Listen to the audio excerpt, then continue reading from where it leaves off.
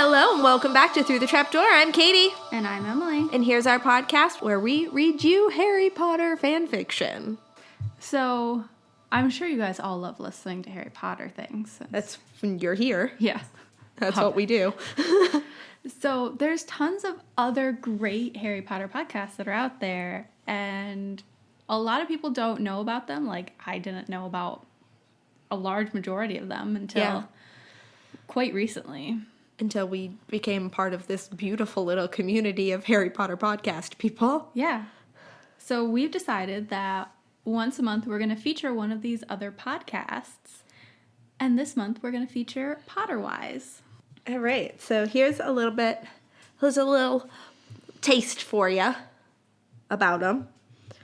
Have you ever wondered how wands choose their wizards or the exchange rate of wizarding money? Do you enjoy two friends discussing all wizarding things?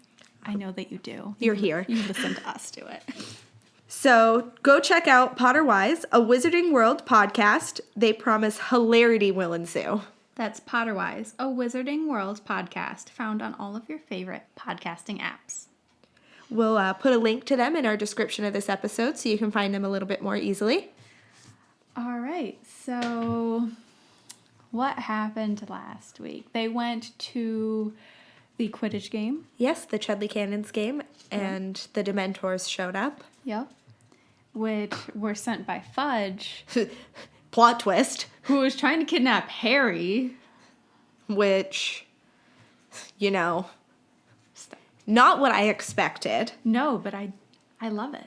Yeah. The story is amazing. And I really am enjoying all of this person's predictions, like how the Ministry sends Dementors after Harry at some point in 5th year. Just different person do it. Yeah, it's great. I love it. They've given Fudge a lot more credit because Fudge is a dunderhead. He really is. I don't think that he would have thought of this on his own. No. But although they didn't really infer that he did think of it on his own. It kind of sounded like he was working with Voldemort. He's become kind of a pawn in Voldemort's little game because I bet you Voldemort's like, I'm going to kill you if you don't do this. And then Fudge is like, okay, I'm going to do it so I don't die. I don't know. It kind of sounded like trying to make a peace offering where he was like, oh, I'm going to show up with Harry Potter and Voldemort's not going to want to kill me or take over the Ministry? Yeah. Yeah, we'll keep reading and find out. So it's my turn this week. We're on chapter 12, which is titled The Minister of Magic. Okay, let's do this. Yeah. All Harry could do was stare down at the cold, stiff body of the Minister of Magic. Though LaSalle had not spoken the words, he knew what spell had been cast.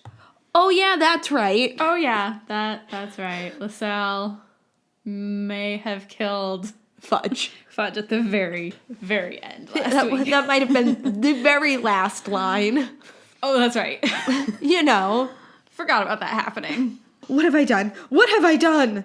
Looking up, Harry immediately watched Professor LaSalle. He had dropped his staff in the dirt and looked as if he were about to rip his hair out.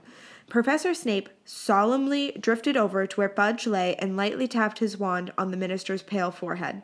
Not seeing what he wanted, but what he certainly expected. Snape drew a hand over Fudge's eyes before looking over at Harry. The after effects of the Cruciatus curse still lingered and Harry's whole body ached. He also felt like he had been hit with a mallet where his scar stood on his forehead. I totally forgot that he was hit with the Cruciatus curse. So I'm like, wait a second, what do you mean the after effects? Well, so I'm pretty sure in the last chapter it said that he was hit with a green light. Which he assumed was Cruciatus, but we think it's just the effect. What if it was supposed to be Avada Kedavra, but for some reason, because Voldemort's blood is in LaSalle, it killed the Horcrux? It either killed the Horcrux, which we didn't know about yet. At this point, right. But I know she knew about it. Well, not she, JK. JK knew about it. Or what if it was just because of Voldemort's blood, LaSalle's Avada Kedavra instead just tortured Harry instead of killing him. It's a true possibility. Mm-hmm. I think that's the direction it's kind of leaning. I'm also sitting here trying to think back to the first 4 books and thinking if she had put any kind of foreshadowing in that Harry might be a Horcrux. I don't think so. It's not until the 5th book that you learn about the prophecy. Right. But we already find out that Voldemort has put his soul into things come the 2nd book. True. I guess we'll have to keep reading and find out what this person does. Yeah, so it also might make me want to go back and reread the entire series again. Well, probably. Are you all right? Snape asked, but there was no emotion in the question. Seemingly little concern, he might as well have been asking what the uses of boom slang skin were. Harry knew that he looked a fright, so he nodded and replied, "I'll be fine." He found his voice shaky.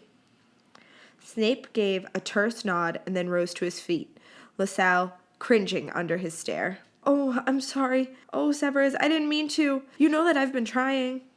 He slid down and plopped himself in the dust, staring pathetically over at Fudge's corpse. "I didn't." His whole face looked tortured. "And Harry, I meant to. No." Both him and Snape glanced over toward the school and spotted an approaching figure with a telltale white beard. "Oh no." Snape was standing rigid to the spot, but he stepped closer to his cousin, who looked about to start crying at any moment. It took a while for Dumbledore to say anything. At first, he walked over to the pile of ashes and stared long and hard at them before turning and facing the Snapes. That's when he spotted the dead figure of Cornelius Fudge. One could have heard the whispering of a grass fairy. The air had become so deathly muffled. Dumbledore just seemed to stare, unbelieving. His whole face took on a deeply saddened expression. Finally, LaSalle broke an uneasy silence. I didn't intend to." Dumbledore put his hand up for quiet. He still hadn't taken his eyes off Fudge. Harry decided to try and look less pitiful in an attempt to get to his feet, but soon found his legs to be plagued with little earthquakes and fell over. This gained Dumbledore's attention, and he focused next on Harry. His expression quickly transformed from depression to one of anger. His normally glittering eyes flashed fiercely at LaSalle. What happened here? The question was simple, yet so very cold. LaSalle's face turned ashen. He looked down at his empty hands, looking ready to sob into them. "I'm sorry," he whispered. 2! This made LaSalle jump. Not 1, but 2 unforgivable curses. Dumbledore was furious. LaSalle looked up into Dumbledore's accusing eyes, certainly trying to decide if there was anything he could possibly say to lessen any anger. Not knowing why, Harry felt the need to say something, even as Dumbledore turned on Professor Snape, "And I'm sure that you are partly responsible for this, Severus." And Dumbledore pointed to the piles of smoldering ash. His finger was shaking. Finally, Harry gathered the courage to speak. He knew that there was no chance of Snape ever saying anything to help him get out of detention, but then again, the Snapes weren't in trouble for some meager school rule infraction. "They saved my life." Dumbledore turned and stared down at him. So did both Professor LaSalle and Snape. Fudge was going to hand me over to Voldemort. Professor Snape tried to stop him, but it didn't work. They had to do what they did. Plus, how does Dumbledore know that it wasn't Fudge who used the Cruciatus Curse on Harry and that's why LaSalle killed him? Right. He doesn't know that. But I also feel like Dumbledore has that weird sixth sense of where the magic came from. True. So he could probably feel that the magic came from them and not the dead person that's laying right there. Probably. I do feel like that is something that Dumbledore has. Because I also feel like we've felt that about him before, and it's kind of been said before, because he also always has that sixth sense of what's actually always going on. Yes.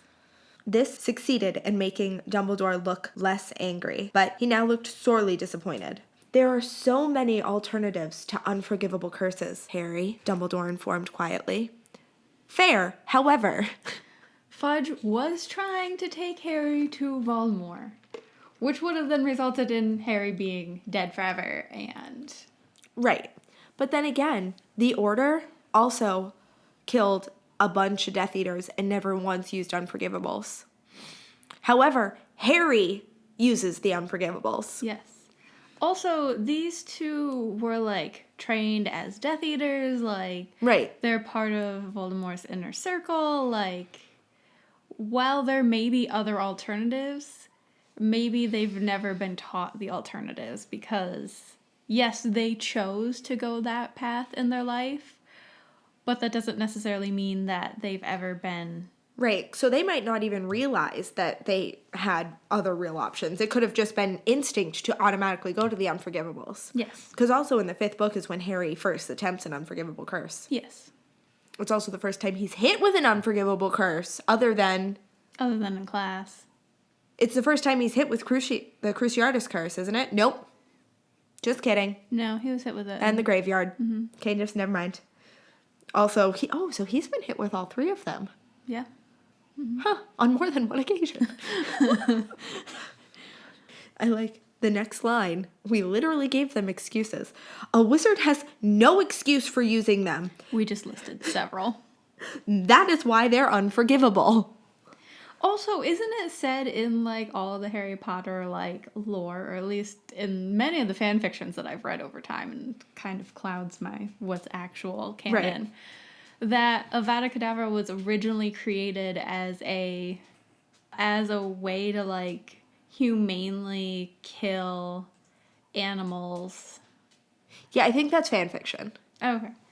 He turned back to LaSalle, who had stood up. His shoulders were slumped over, and he looked resigned to his fate. A short future in Azkaban. Why a short future in Azkaban? Oh, because you'll probably get the kiss and then be just a shell of a person. I would say also, haven't they all broken out at this point, but not in this story. Yeah, they had, but we didn't know that yet. Harry wondered if Azkaban was still holding prisoners, and if the Dementors were still there or had just become ash in a flash before him. But LaSalle didn't look at all himself. With his hair falling down and his sagging posture, he looked like a broken man. Take my staff, Dumbledore, he said softly. I don't deserve to do magic ever again. Well, at least he's showing a lot of remorse. Yeah, like, he clearly feels miserable about doing these things. Right, and it was a self-defense act. At this, Professor Snape looked shocked and then shot Dumbledore a readable, imploring look. Remembering what Hermione had said about wizards attached to a mage's staff, Harry realized that this was also a death wish on part of LaSalle. Dumbledore let out a long, drawn-out breath. No, you shouldn't. Not after this, but you keep your staff for now. LaSalle looked down at his staff but didn't pick it up. I've shown that I can't handle it, he argued. Dumbledore drew his wand and with it, levitated the staff to keep it hovering until LaSalle took hold of it. The stone had gone back to blue. Darkness, said Dumbledore. It's easily invited into one's heart, but it is not so easy to make it leave. It takes a lot of strength and perseverance to rid oneself of evil. And even when one thinks he's winning the battle, the darkness can reappear. It is a tenacious foe. While Dumbledore said this, LaSalle had been staring down at the dirt. He understood and in return mumbled softly, but I haven't the strength to fight it anymore.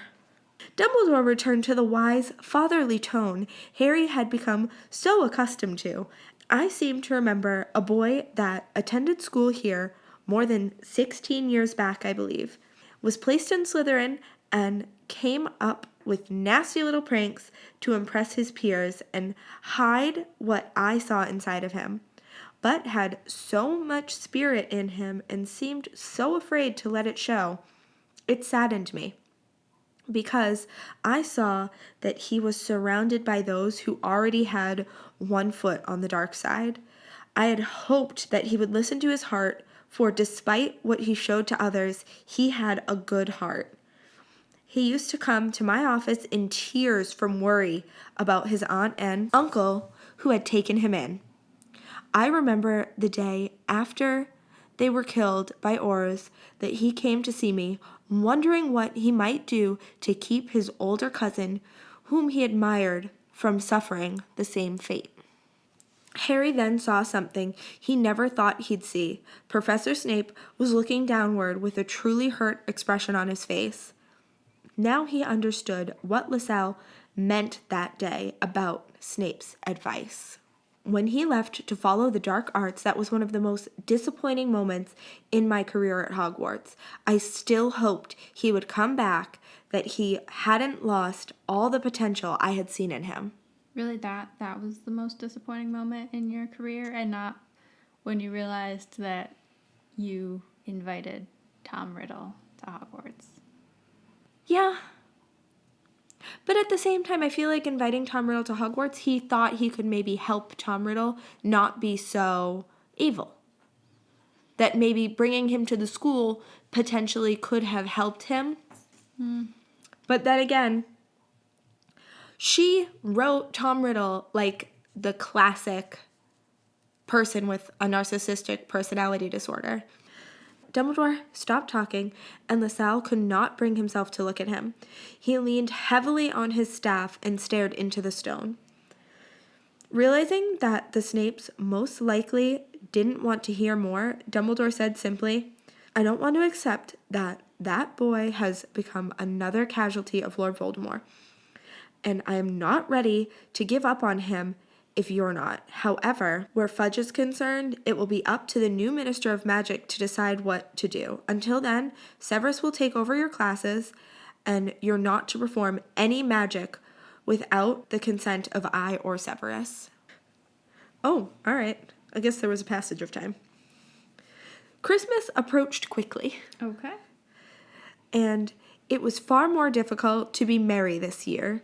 Evidently, some of the professors were feeling the pressure of having no pay. What else do you have to pay for? You don't have to pay for food. You don't have to pay for where you live. But we do know that they don't live there 100% of the time. Snape has a home. Yes, but his home, I think it's like he had a home because that's where his parents lived. And so he inherited it when they passed on. Maybe. But... And, like, think about when Umbridge was trying to kick Trelawney out of the castle. Hogwarts is my home. I've got nowhere else to go. She lived there permanently, all the time. So I think that... Some of them might, but some of them might not. Some of them, like, probably have, like, lives and homes and, like, things outside of Hogwarts. But for a lot of them, they probably just live there full time. Right, because, Firenze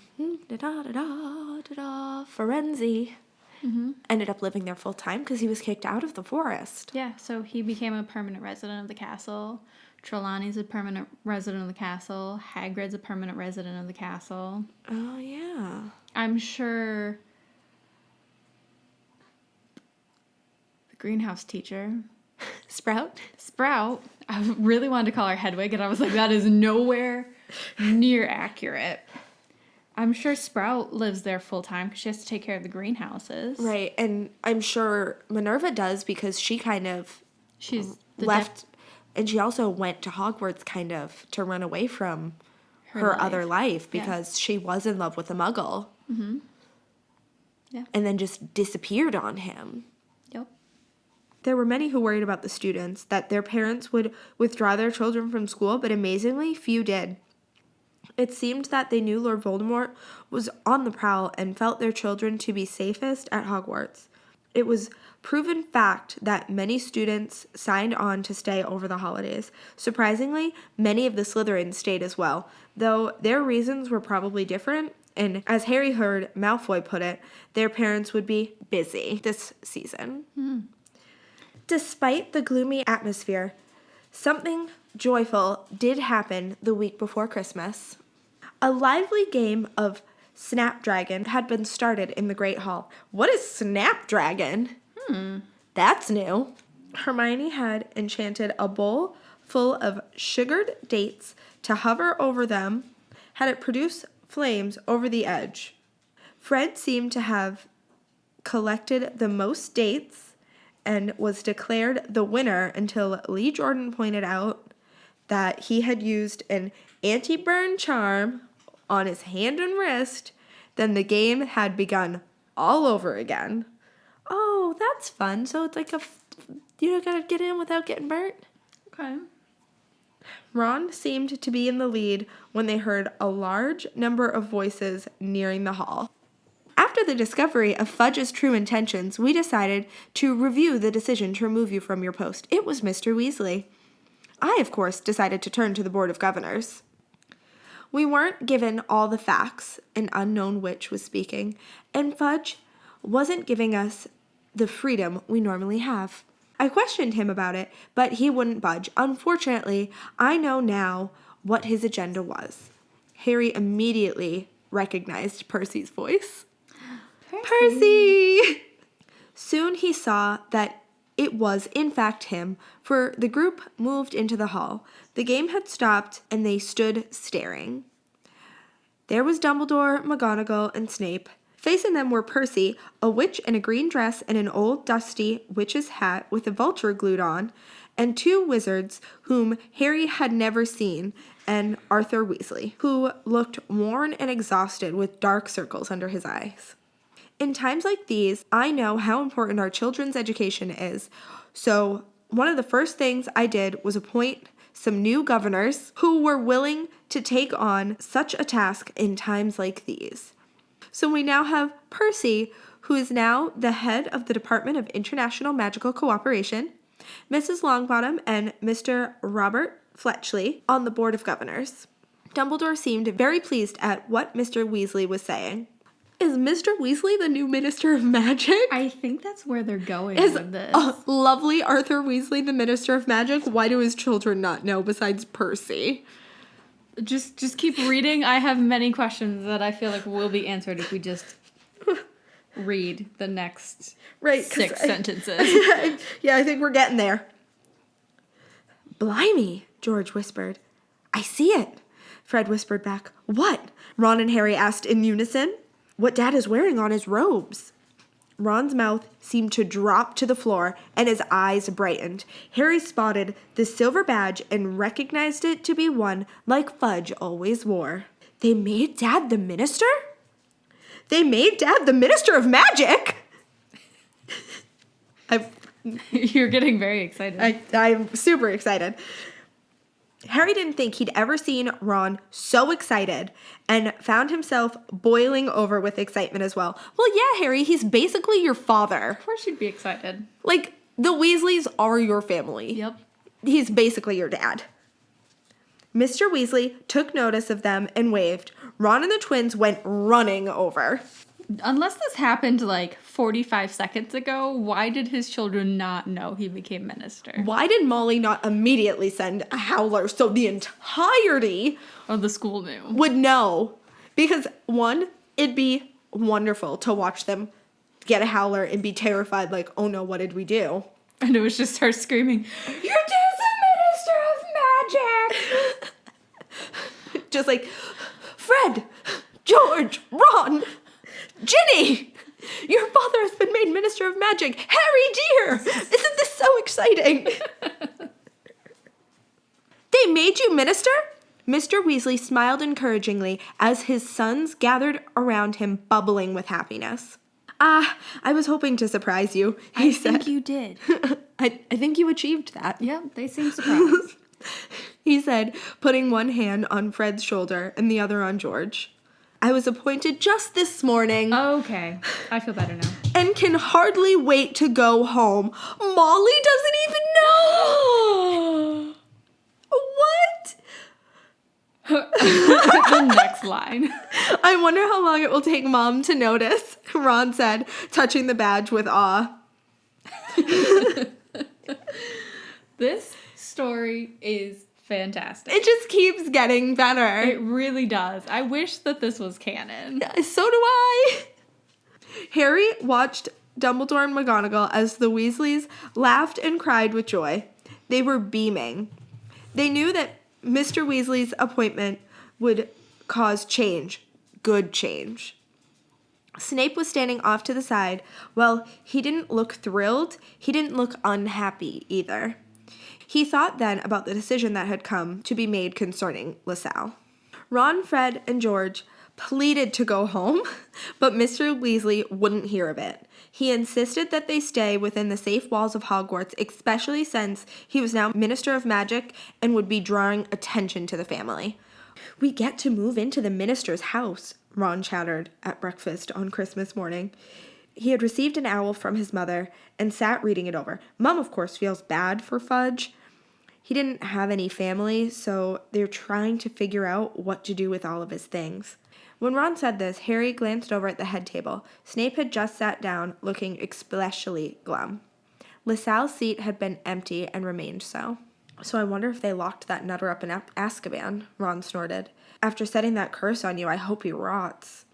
"Yeah, and I heard about that spell he placed on the Dementors," Seamus put in. "Heard that it wasn't pretty and that Dumbledore was fuming mad."